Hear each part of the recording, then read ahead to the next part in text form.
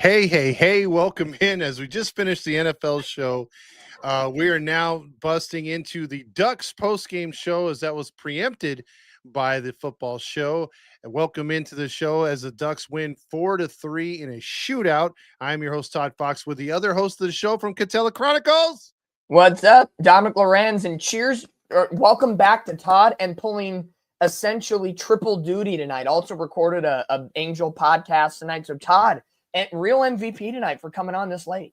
Yeah, I with work early in the morning it's a stretch, but still we had to cover this game. I know we talked about it off air, but with the Ducks winning a game like this one, it felt a lot like the win over the Kings, where it was just very unexpected. The turnaround shot by Uncle Leo to win that game, I believe.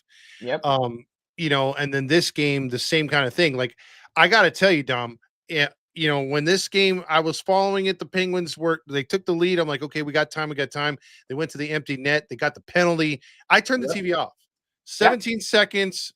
The best you could do is a 5-on-5. I thought, no chance in hell. All of a sudden, I'm in the chat with the Ducks and it's blowing up, and you're like, oh my God. And I'm like, what the hell happened? What did I miss? Yeah, what just incredible. I turned on the game, watching the game, making dinner, doing some other things.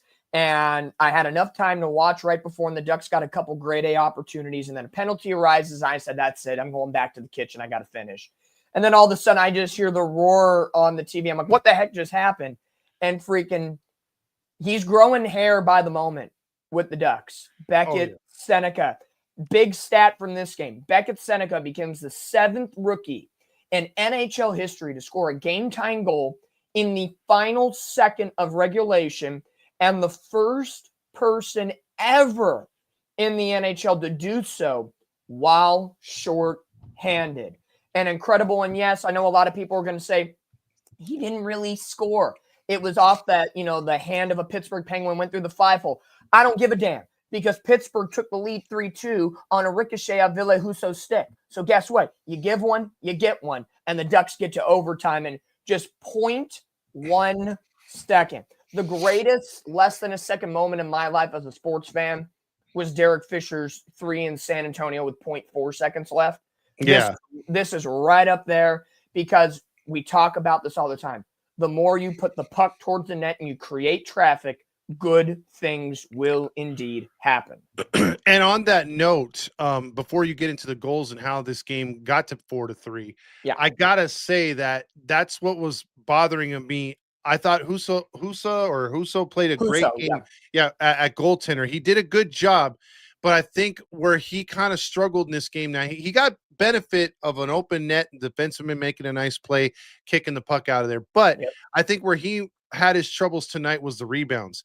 He gave the Pittsburgh on several occasions 2 or 3 shots after an initial shot to get one in the net. And fortunately, a couple times he was able to keep the puck out the net. But the game-tying goal in the second period that Novak scored, that was off of 2 rebounds, and then it was shot off the back of his leg.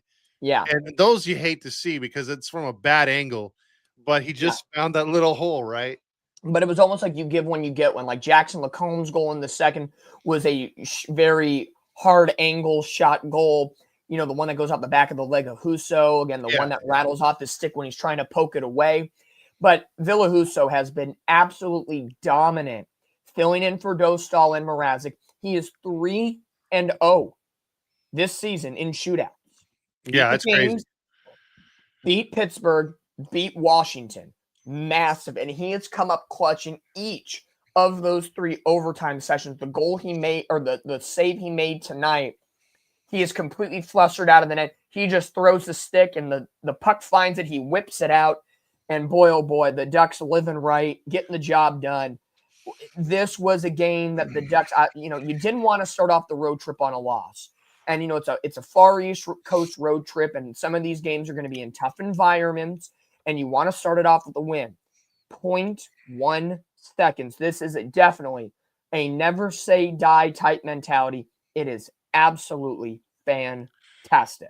And, like Jesus said right there, he said, stay, watch to the end. I think I did that with the Angels this year too, where it's like, it left early and they had that massive comeback. It's the same thing that happened in this game. Like, again, maybe I'm preferencing it off of seasons past Yeah. where, okay, you had a good fight, time to raise the white flag. And, I came outside and I figured, okay, we got to do a podcast and whatnot. There's no way they're going to win this game. And then look what happens. And they Huh? wait. You're the one that gave me the update that they won in the shootout. So, Yeah. I mean, an amazing game. And I can't remember, Dom, the last time the Ducks have swept Pittsburgh. Like, I'd have to do a deep dive in the breakdown. Rarer than rare. And the way in which they did it. Opening night 4-3 with the power play working well. Kreider was the hero of that game, scoring late. yep. And then scoring really late this time around and finding a way to win. So, the Ducks are proving to be a team scrappy to the end. Jesus, you're right. Stay watch to the end. And these type of wins are going to help the Ducks moving forward towards that playoff push. We're now officially 30 games into the season. The Ducks have now won 18 games. We're in a forward momentum. And it's huge. It's huge. And I think tonight, was a great night to be a Ducks fan in all actuality, because your boy Uncle Leo showed up. Yeah. My boy Scary Terry showed up. I think our fan favorite, or as far as a guy that we like honking our honks to, and that's Becton Senek, came through as well. So what a night. And a night too, Dom, before you get into the goals and who did what where. The Ducks were nearly doubly outshot. Like they were outshot 47-28. Yeah, and this is coming off of a game where they pounded Chicago with over 50 shots on goal. So I think this would even play to the Ducks' favor even more. Even on a night when you're not at your best, you find your way to win a game that you're clearly not even supposed to get a point in. With under 3 minutes after Pittsburgh got that goal, what was it, about 3:33 left? Yeah, I said, find a way to get a pity point. Start this road trip getting positive momentum, especially after Vegas lost in a shootout tonight themselves. So guess what? Double the pleasure, double the fun. You get an extra point over them and get the job done. So I think it's huge. It's massive. Beating these top quality teams in the NHL means so much for the Ducks. And I said, when we flip the calendar, I've been saying this on the last couple of post-game shows, if the Ducks can find a way when the calendar flips to January 1, if the Ducks can have 50 or more points going into January, which is a rough schedule with a lot of road games, that puts them on a great trajectory leading into that month and a half before the Olympic break. Absolutely. And real quick side note, if Vegas, Edmonton, and Los Angeles didn't get half of those pity points, let's say Vegas only has 5 of those pity points, Los Angeles only has 3, and the same thing with Edmonton. Yeah. We're talking about the Ducks, possibly having a 7-point lead in that division over the second place. So those 3 teams have benefited from those pity point losses. Otherwise, the Ducks, in all actuality, would be running away with this division. They only have 1 pity point loss. Yeah, no, it's been absolutely fantastic, and this is the team that you want to do it with. Quenneville's got him rolling on all cylinders, and Villahuso. The incredible job. Has he been perfect? No. Has he been lights out? No. But he has gotten nitty-gritty when he's needed to the most, and he is the dude right now. And we've talked about it before. The Ducks always find a way to churn out goaltenders. I don't care what it is. They find a way. So Villahuso, if this is an audition, because I believe Peter Mrazek's only on a 1-year deal, if I'm not mistaken. Correct. Villahuso could be the Ducks' number 2 goalie next year. So this is somewhat of an audition process for him, and he's balling out right now. Again, small sample size, but getting the job done. Yeah, better start than Mrazek to the season, right? Absolutely. But hey, if the Ducks can have 3 consistent goaltenders, and we know Dostal's the guy, like there's no competing for this absolutely. spot. Yeah. But you have something in the pipeline that just gives you more confidence moving forward. More depth as well. So we're going to get into the goal scoring, and then we're going to do the 3 stars of the game and the hoser of the game. So it's going to be a quicker show than usual since we came on so late, but we appreciate those that are watching. So Dominique from Catella Chronicles, if you haven't followed him, please go to Catella Chronicles and give him a follow there over on Instagram. He much will appreciate that. We're almost at 1,000 followers. We can start going live. We can start doing a lot of things. So keep on coming, baby. Come on. Let's Absolutely. Go Ducks. Great Ducks content over there, and Angels as well. So Dominic, start us off with how this game got going in the first period. Pittsburgh, halfway through the first, they pick up a first goal for Aciari, again, if I'm pronouncing the name correct.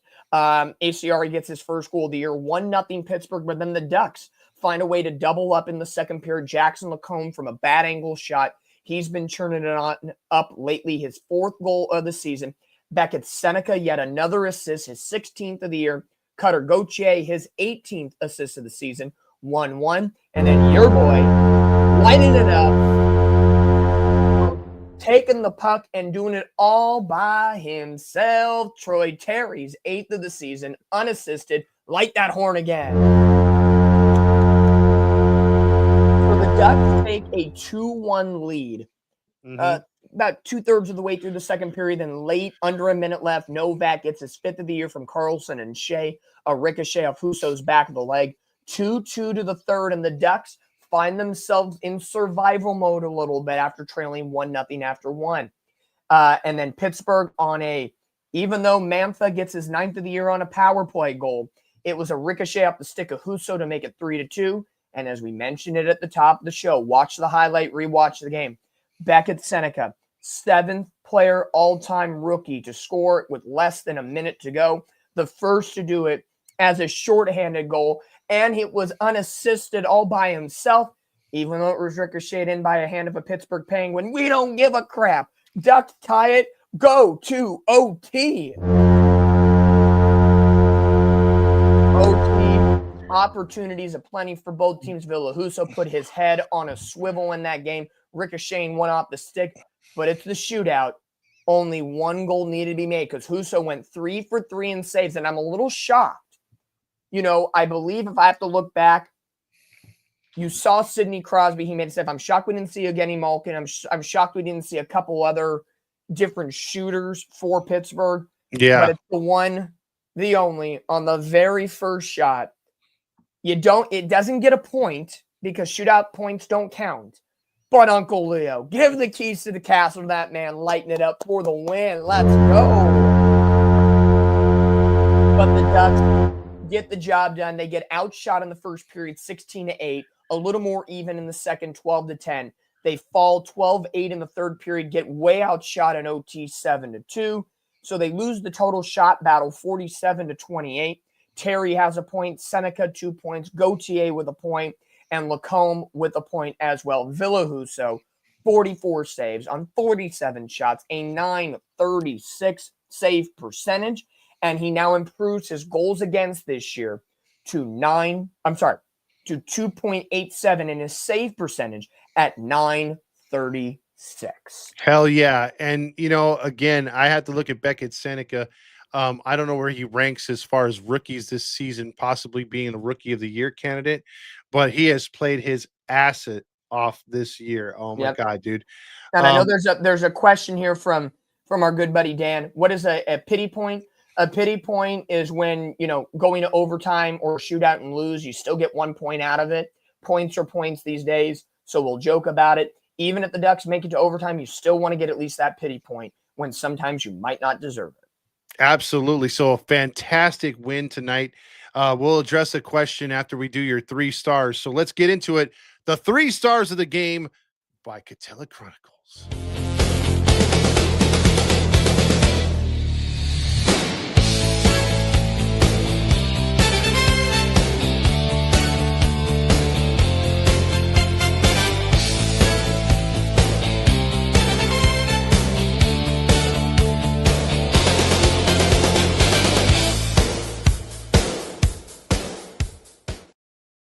Okay, Dom, I throw it over to you. What are your 3 stars of the game? It is about that time of the night that we do it, and it's going to be whenever the Ducks win, it is always going to be 3 Ducks. Sorry, that's just a favoritism we have on this show. I don't care what the broadcast media in Pittsburgh says. It is going to be 3 Anaheim Ducks tonight. Number 3 gets at the time, the game leading goal in the second period, showing some love to Todd. We're going to give our 3rd star of the game to Mr. Troy Terry. Absolutely. He's been great this year, assisting really well. His passes have been sharp, creating opportunities. Troy Terry, one of the futures here on the Ducks. So he gets the number 3 star of the game. Number 2 star of the game. Boy, oh boy. This boy, He is growing hair on his balls by the possession, by the game. We joke about it. He's 19. He doesn't have hair on his balls yet. Tonight was the night that proved that he's got like a little patch growing.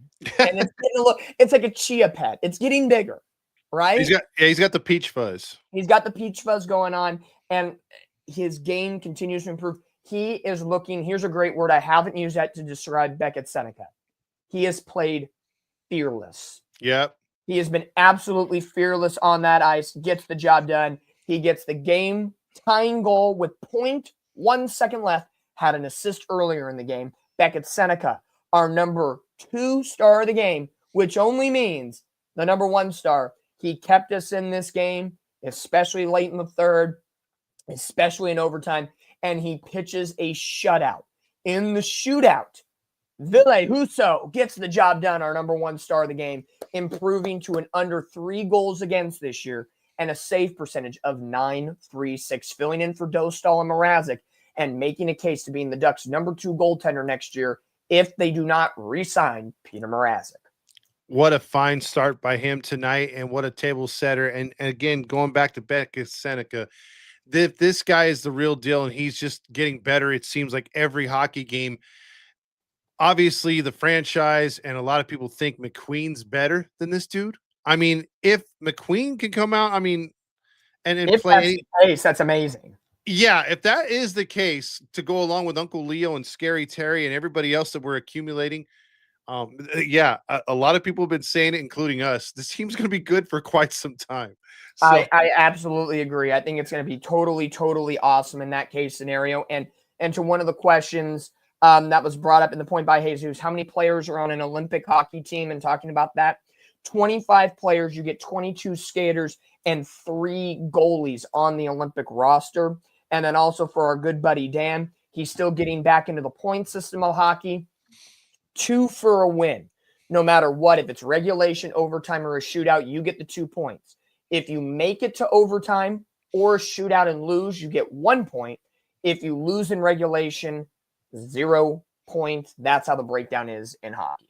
Yeah, and right now, dude, like we said earlier, Vegas has 9 overtime losses, so those are 9 pity points, as you like to call them. 2 of them to the Ducks. Yes, sir.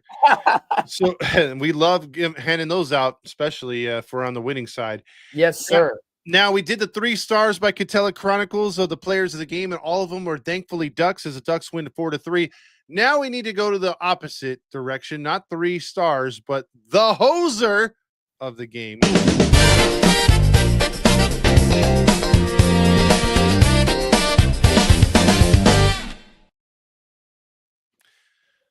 So, I love this award because lately when the Ducks win, I've become a little like petty about it and like a joke about it.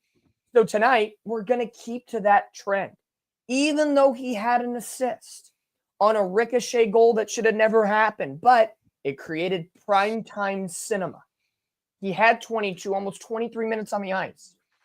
Never once on this game registered a shot on goal, which is incredibly rare. Ducks defense locked him down, got the job done. He might be the NHL's, godsend, but he's going to be a hoser tonight. Sidney Crosby is your hoser of the night. I don't care if he is having a fantastic season that has 18 goals, 13 assists, and 31 points. He also went 0 for 1 in the shootout. Let's remember that. Ville Husso knocked him down and got the job done. And tonight, Sidney the Kid Crosby is the hoser of the night. That is pretty crazy. And that brings me back to when him and Ovechkin came out together. It's like these guys are supposed to be winning Stanley Cups one after another. And I believe, if I'm right, doesn't Crosby have 2 or 3 titles? Yeah, Pittsburgh had the back-to-back year. I think Ovechkin only has 1, if I'm not mistaken. Yeah, so after all these years of hockey, and obviously there's some of the greats of all time, but they kind of go in the realm of Jerome and Ginla. I don't think Ginla won one in Calgary. So, but they played Hall of Fame careers, but really not too much hardware outside of some of those President's trophies or things of that nature. Correct. You know what I mean? No, it's no, and no disrespect to Sidney Crosby, terrific player. Yeah, absolutely. I know it's just come on on a night when any team forces Crosby to 0 shots on goal. You've locked him down, and the Ducks have done that numerous times to opposing teams, locking down their number 1 or 2 guy. So if that continues to be the well defense that the Ducks keep putting together, that's another feather in their cap a little bit. We've talked about the blue line defense that is improving here and there, but you take out the opposing team's A-plus players, and your A-plus players and your young core ball out, there's a lot of good things that happen. And with this win tonight, we are now 30 games into the season, 52 remaining. Ducks 19, 10, and 1, 39 points, first place. Another night we get to go to bed and wake up tomorrow with our Ducks in first place. Vegas shootout lost tonight. They have 37 points. The Kings in third with 35 points. And then to round out the Pacific Division, Edmonton 32 points in fourth. San Jose did not play today, 31 points in fifth. Then you have the Kraken and Flames tied with 28 points. That's, remember, the Flames for a long time only had 10 points. They have kind of arisen and kind of relit their flame a little bit. And then Vancouver, even though they beat us 5-3 back on the last homestand, they are now dead last in the Pacific Division with 25 points. In the conference, the Ducks are third in the Western Conference and fourth, tied for third, I should say, in the National Hockey League. Yeah, I love it, man. I love it. The Ducks are. We have a good friend on the show as well. Locked On Anaheim Ducks is here. Yeah, if you guys are looking for another show to watch and brings the content, he is a great guy. You got to check out Locked On Anaheim Ducks right there. So we appreciate him. And he's right. These boys are buzzing right now, man. It's been again, Todd. We both know, we've talked about, in our chat and off camera about this. We can love our Angels and honk our honk all the time we want. This is what a proper rebuild looks like. This is what winning looks like. This is what sports should be about. And maybe we're just drinking the Kool-Aid 30 games into the season. But this is what is great about this Ducks team. The young with the veterans. And you see the veterans are not selfish. Yeah. Strome, Vetrano, Killorn, you name them. They are not selfish right now. They are letting these young kids flourish. And even though they're getting put down to the third or fourth line, they're saying, okay, we are going to do our job. Even if it only means 8 to 12 minutes a night, we will make absolutely certain that Karlsson, Seneca, Terry succeed with our foundation. And I think that's the perfect beauty of this roster so far. Yeah, and I got 2 more things on this. I just love the way the Ducks are playing as far as the passing. The passing's been great. It's the little things that get you the W's. It's the clearing the pucks when the pucks get deep in the zone, not letting odd man rushes. And the Ducks are, for the most part, containing that, keeping the pressure in the opponent's zone. Yep. And I want to say this too, to this comment right here that Jesus made. What a comparison. Yep. As Seneca's body grows, he could be like Rick Nash or even an Eric Lindros. And Eric Lindros, if he's compared to an Eric Lindros, who, let's say, if Eric Lindros is playing in today's hockey where those kind of hits are not prohibited, which he had to go through and suffer so many concussions, Eric Lindros, he would have obviously a longer career and much more prolific career. Yep. But if Seneca could play and be that aggressor and become maybe a center, 19 years old. He's got a long way to go. He's got a long, lengthy career, just like Leo Carlsson. The Ducks started him young. They are going to keep getting better, fill out those bodies, be the leaders on this team. I have no fear of saying Karlsson the captain, Seneca an assistant captain in a few years, and either Terry McTavish, rotate the two, whatever it looks like, make it count. That is how it's supposed to go for the Anaheim Ducks. I just love what they're doing. And again, we joke, Seneca, 19 years old, barely has any balls on his nuts, and he is performing at a high level in the NHL. Fearless. That is what Seneca is. Fearless at this point, and he should be right now by far the NHL's rookie of the year. Absolutely, as we get a couple trolls on at the end. But the Ducks get the job done tonight, and shout out to Locked On Anaheim Ducks. Again, give him a follow and a like right there. And man, the Ducks, I'm hoping that they can keep this going as we got that road trip. Who's left on the road trip real quick before we get out of here? We got the New York Islanders coming up next for the Anaheim Ducks on Thursday. To me, that's going to be a sneaky, really, really good matchup. Then Saturday morning, New Jersey Devils, and then a back-to-back. Monday, in a place that has been not kind to the Ducks, Madison Square Garden, to take on the New York Rangers. A lot of former Ducks making their reunion. For Toronto, Strome, Trouba, and I'm missing somebody else in that regard. I know there's a fourth Duck somewhere. It's coming to my mind here in a minute, but I know those three for sure. Chris Kreider. Kreider's report. 4 former Rangers making their return, and then they'll end it on the back end of a back-to-back in Columbus next Tuesday. So, again, I said at the top, if the Ducks could go 3-2-1 bare minimum on this road trip, 3-1-1, 5 games, 3-1-1 bare minimum, I think that's a win, or 3-1, 3-0-2, or whatever the combination is.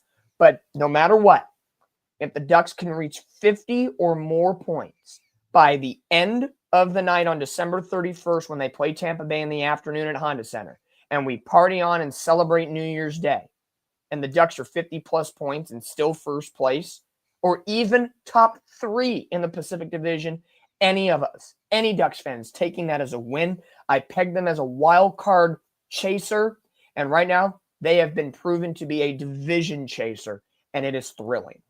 It is, because it's not like we're getting our honking up for this one, because out of the first 10 games, we're a good portion into the season. We're nearly halfway there, and by that time, we'll be close to the halfway point. So yeah, I mean, it's not out of the realm or it's not disappointing to be like excited. Don't try to tone down your excitement for this team. This team is playing awesome hockey, and there's a lot of things to look forward to. Coach Q's got this team playing on all cylinders. So enjoy the ride, man. And we know anything can happen, and they could hit a rough patch, or they can get even stronger. So this is some really good hockey. It is, and it's been through a gauntlet. We talked about how every team in the NHL is going through a gauntlet schedule because of the Olympic break. And again, it does not get any easier for the Ducks. On January 2nd against Minnesota, that is game 41. That will be the halfway mark of the season. And they have to go to road trips in January. Washington, Philly, Carolina, Buffalo. Then there's a road trip at the end of January. Colorado starts it off, then Seattle, and then a 3-game swing in Canada with Calgary, Edmonton, Vancouver. 4 of that 5 game is divisional teams. This schedule is a gauntlet, and the Ducks right now are skating by beautifully with a couple of blemishes. Yeah, there's been a couple of doinker games that have been nasty, but I would say out of the first 30 games, maybe no more than 5 where the Ducks looked bad. Opening night, losing to Chicago badly in Chicago 5-3, the Colorado Avalanche game, the Detroit game, and maybe that Minnesota game, that mini 3-game road trip. That's been the massive blemishes that are like, pump the brakes. But the Ducks have skidded through that. So you're telling me 25 out of 30 games have been learning experiences and positive outcomes? Even when you lose, you find something good to take away? I'm taking that all day long, brother. Come on. Absolutely. Real quick, I do love me some shepherd's pie. I'm just saying. All right, man. So we'll catch you guys and gals on the next game, and we appreciate you guys. Talking Ducks hockey with us here, and look forward to. And our buddy Kyle from Locked On Anna, he's like, don't bring up Utah when we lost 7-0. That one does, no. That one, there's a shred. We put that game in the shredder. We burned the shredder. And we did a bunch of other things for it. But let's not forget, final note on this one. Here at Halos in the Infield, we're the only post-game show for the Ducks. This is the place you come to. If it's both of us, Todd and myself, or just me or just Todd, this is the only place after a Ducks game, regardless if it's right after the game or like 3 hours after the game. We will be here, win or loss, schedules pending, because we do have lives and we do work. That we will talk Ducks hockey for 20 to 40 minutes, break down the game, have some moments as fans, and we want you to be a part of it. So thank you guys for always tuning in, supporting us, like Halos in the Infield, like Catella Chronicles. And as we continue to remind fans, we have our friends, Zach of Ducks Game Day Breakdown, Mike of the Mighty Ducks Club. We are doing a watch party on January 16th. Still more details to come from Noble Aleworks, but Ducks Kings Friday night action. Even though it's at Staples Center, we are going to have a fun watch party where we'll broadcast the game, bring in some vendors, do some fun things at Noble, and we'll give a shout out to our good buddy Mike of the Mighty Ducks Club. He has a watch party going on next Tuesday, December the 16th, 4 o'clock at Noble when the Ducks play Columbus Blue Jackets. So go out, support, watch Ducks, be around fans, and have a freaking fantastic time because this team is absolutely stellar. And hopefully Kyle can come down from Locked On Ducks. Yes, Ducks. absolutely. Check his show out as well, dude. That would be great. There you go. And we have newbies. Yeah, Jim, thank you for coming in. Yeah, there you go, right there. Oh man, so there you go. Yeah, we Locked On. Kyle is a military man right there. So shout out to our vets right there. Yeah, absolutely. Thank you. Yeah, so catch us on the next like and subscribe, get those notifications when we go live for the Ducks.